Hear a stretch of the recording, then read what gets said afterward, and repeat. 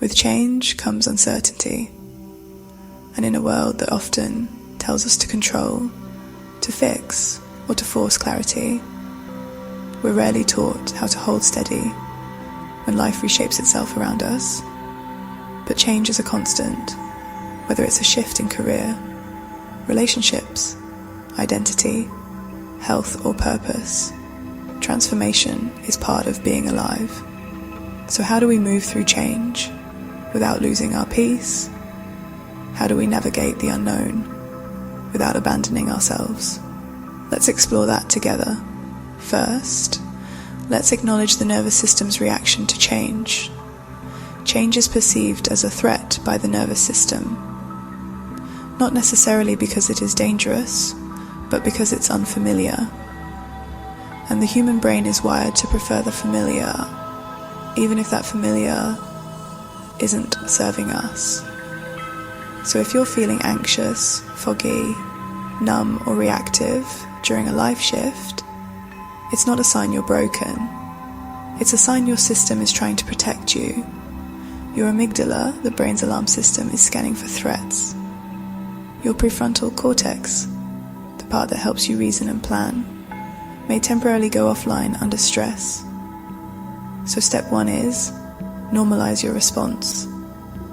Say to yourself, of course I feel this way. My body is adjusting to a new pattern. This awareness alone can soften the fear and bring you back into presence. When life feels chaotic or uncertain, the mind naturally tries to solve the situation by predicting the future, rehearsing different outcomes, or catastrophizing.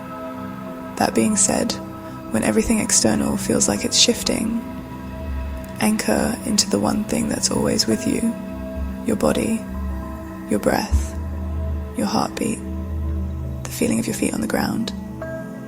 Your body is a built-in compass, always in the present moment. Because while the mind may spiral into what ifs, the body only ever lives in the now. The nervous system is regulated through sensory input. That means feeling your breath, the floor under your feet, or the temperature of your skin sends signals to the brain that say, we're okay right now. According to polyvagal theory, the body has pathways for safety or threat.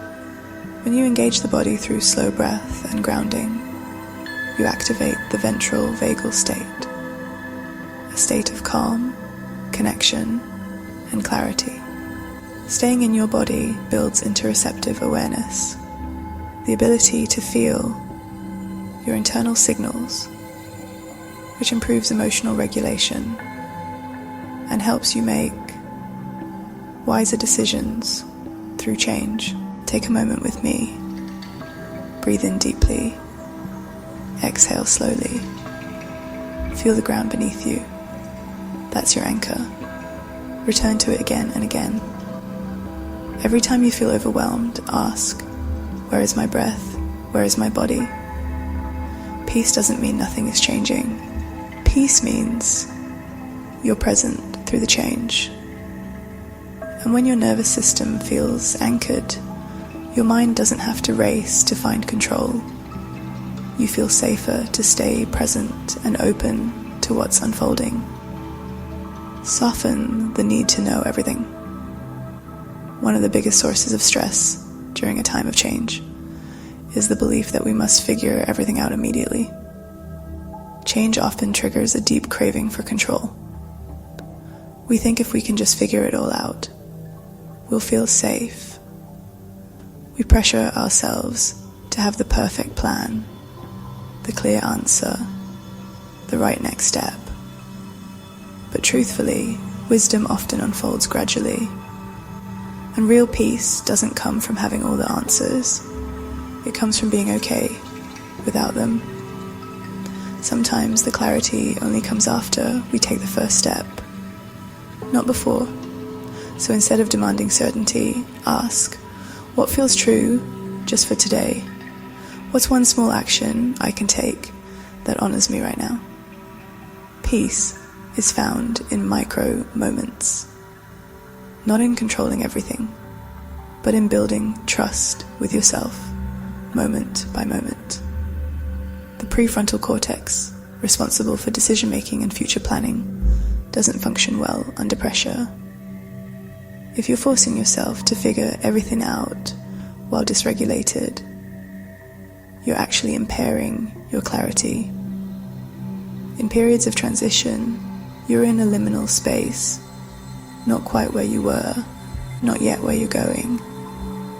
It's normal that the next step isn't fully visible. Operating from fear and urgency creates reactive choices. But when you slow down, you allow emergence, the natural unfolding of insight over time. Spaciousness allows intuition, clarity, and creative solutions to rise. It teaches your nervous system that not knowing isn't dangerous. It's part of growth. The most important skill during transition is nervous system regulation. Your nervous system is the foundation of your inner experience. Every emotion, thought, and behavior is filtered through it.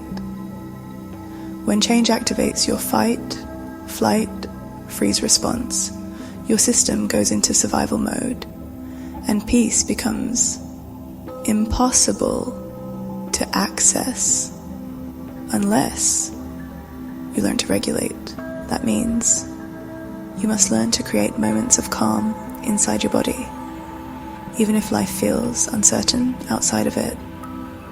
You can do this through slow and deep breathing. This can stimulate the vagus nerve, increasing parasympathetic tone. This moves you from panic into presence.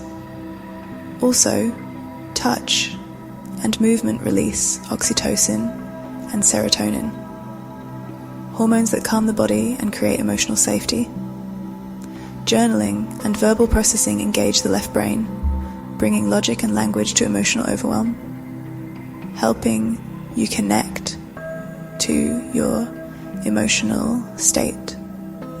Co-regulation, being with a calm, grounded person, can literally rewire your system to feel safe again, especially if past traumas were relational. The more you regulate your body, the more resilient you become. A regulated nervous system gives you access to your full intelligence. You can stay grounded and clear-headed, even in uncertainty, because your system knows how to return to safety. Honor the grief that comes with change. With every transition, there is loss. Change always involves some form of letting go. And even if the change is something you chose, there's often grief involved. Grief for who you used to be, for identities you outgrew, for paths not taken, for the version of life you thought you'd have. Let yourself feel that grief. Tears, stillness, reflection. These are not signs of weakness. They are signs of release, signs of integration, signs that your soul is making room for what's next. Peace doesn't come from bypassing your grief. It comes from honoring it. Suppressed grief doesn't disappear. It lives in the body. Unprocessed emotion can turn into chronic tension, anxiety, or even illness. Allowing grief creates space. As you mourn what was, you clear energetic and emotional room for what's coming next. Grief rituals, even simple acts like lighting a candle or journaling goodbye, create emotional closure, which soothes the nervous system. Grief is sacred. When you let yourself feel it, you create wholeness. You tell your system, I can handle sadness. I don't have to cut myself off from my humanity to survive this. Trust the resilience you've built. Think back. You've survived other changes before. Fear tells us you won't make it through this, but your history says otherwise. You've survived heartbreak. You've adapted to loss. You've started over before. There is a deep intelligence within you, cellular, emotional, spiritual, that knows how to move through the unknown. Even if your mind forgets, your body remembers how to keep going. So whisper to yourself, I've done hard things before. I can do this too. That's not toxic positivity, that's anchored truth. When you remember past resilience, you access your long-term memory of capability, which is stored in the hippocampus. Resilience is not the absence of emotion. It's the capacity to stay in relationship with yourself through the hard stuff. This self-trust builds confidence even when outcomes are unclear. A helpful practice: write a resilience resume.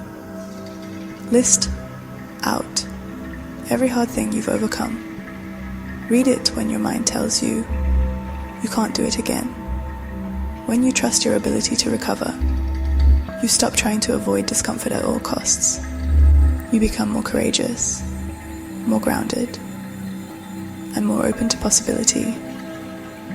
Remember, you are more capable than your fear would have you believe.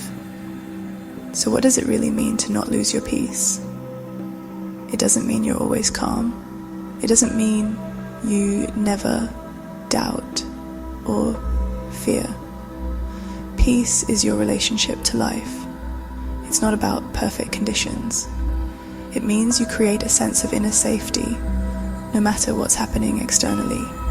It's a relationship with yourself that says, no matter what happens out there, I won't abandon myself in here. Peace is built through emotional self-trust, nervous system regulation, self-compassion, acceptance of what is, and presence with what's real.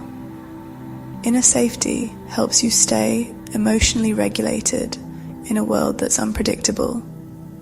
It builds emotional resilience so you don't collapse every time life shifts. It helps you respond from your values, not just your fears.